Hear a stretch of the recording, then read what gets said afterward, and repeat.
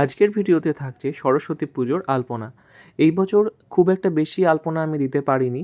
অন্যান্য বছরের তুলনায় এবার অনেকটাই ছোট করে আলপনা করেছি, কারণ সময়টা হাতে কম ছিল। এই বছরের আমার প্রতিমায় যেহেতু চালিটা বলা ছিল না, চালি কিছু করা হয়নি। প্রত্যেকবার যেমন ঠাকুরের পেছনে চালিটা প্রতিমা শিল্পীরাই তৈরি করেই দেয়, কিন্তু এই বছর চালি দেওয়া কোনো ঠাকুর আমি নিইনি।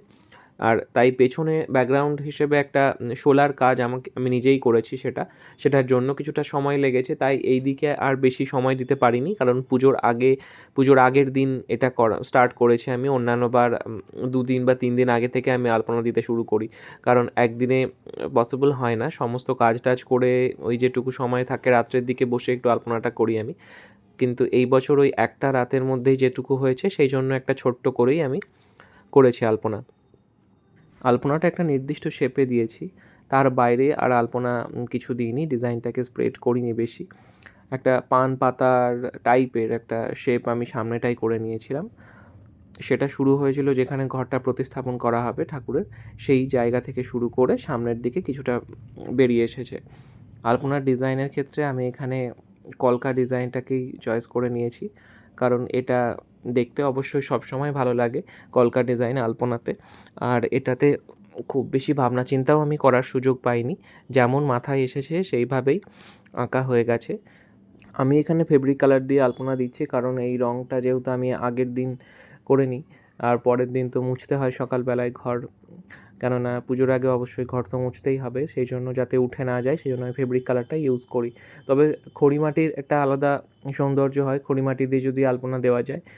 খড়িমাটির সঙ্গে আঠা মিশিয়েও আমি দিয়েছি কয়েকবার, কিন্তু এখন অতটা কিছু করা হয় না, ওই ফেব্রিক দিয়েই দিয়ে দিই। এই ঘরের মেঝেতে যে টাইলসটা আছে সেটা একটা ডার্ক কালারের টাইলস হওয়ায় তার মধ্যে শুধু সাদা দিয়ে আলপনাটা করলেই বেশ সুন্দর লাগে। সাদা টাইলসের ক্ষেত্রে যেমন সাদা রং দিয়ে আলপনা দেওয়া যায় না, একদমই ফোটে না, কিন্তু আমার ক্ষেত্রে এই টাইলসটাই বেশ ভালো লাগে সাদা আলপনা দিলে। তবে আমি কিছু কালার এখানে দেব, কারণ আমি পেছনে ওই ব্যাকগ্রাউন্ডে যে ডিজাইনটা করেছি, আগের ভিডিওতে আছে ওটা, আবার পরেও দেখাবো আমি কেমন করেছি সেটার সঙ্গে সাদৃশ্য রেখেই আমি আলপনাটা দেওয়ার চেষ্টা করি, যাতে একটা পুরো ব্যাপারটা একসঙ্গে একটা মানানসই ব্যাপার হয়। তো সেই রকমই এখানেও করব। প্রথমে সাদার ডিজাইনটা করে নিচ্ছি, তারপরে ফাঁকা জায়গাগুলোতে আমি ওই কালার দিয়ে ভর্তি করব। সেটা দেখা যাক কেমন হয়। অনেকটা ছোটোবেলা থেকেই আমি সরস্বতী পুজোয় আলপনা দিয়ে থাকি। ঠিক ওই পুজোর আগের দিনই এরকম শুরু করতাম আগেও ছোটোবেলাতে। তারপরে এত রাত হয়ে যেত করতে করতে, কেননা তখন অত আইডিয়াও ছিল না, হয়তো একটা বড় ডিজাইন করে ফেলেছি, এবার সেটাকে সেই কমপ্লিট করতে করতে অনেকটা রাত হয়ে যেত। তারপরের দিন আবার ভোরবেলায় ঘুম থেকে উঠে সরস্বতী পুজো, তো বেশ কষ্টও হতো আর কি। এখন তো বুঝে গেছি যে অনেকটা সময় লাগবে, সেই জন্য আগে থেকেই করি। তবে এবছর বেশি করবই না আমি প্ল্যান করে নিয়েছি, সেই জন্য আগের দিনই করছি। আশা করছি কমপ্লিট হয়ে যাবে, তবে একটু শুকোনোর জন্য সময় লাগে। যেমন এই সাদাটা দেওয়ার পরে একটু না শুকোলে আবার কালারটা অ্যাপ্লাই করা যায় না ভেতরে ভেতরে, মানে করা যাবে কিন্তু করতে গেলে একটু অসুবিধে হয়, কোনো জায়গায় হাত থেকে গেলে ধেবড়ে যাবে রং বেরিয়ে যাবে, সেক্ষেত্রে আলপনাটা নষ্ট হয়ে যায়। তাই একটু শুকোনোর জন্য মাঝে মাঝে ছেড়ে দিতে হয়, সেজন্য একটু আগে থেকে শুরু করাই ভালো। টাইলসের ওপরে আলপনা দেওয়ার ক্ষেত্রে একটা সুবিধে আছে, এখন অল্প করে যদি হালকা করে মুছে নিই, মানে শুকিয়ে যাওয়ার পরে উঠবে না কিন্তু রঙটা, বেশ ভালোই থেকে যাবে। আবার যদি মনে করি আমি তুলে ফেলবো যখন পুজো হয়ে যাবে, তখন তো তুলে ফেলতেই হবে। এইসব জায়গা প্রত্যেকটা ঘরে, আমাদের কাজের ঘর এত ছোট ছোট বাড়িতে, তো তখন আর আলপনাটা থাকলে ভাল লাগে না, তুলে ফেলতেই হবে আলপনা।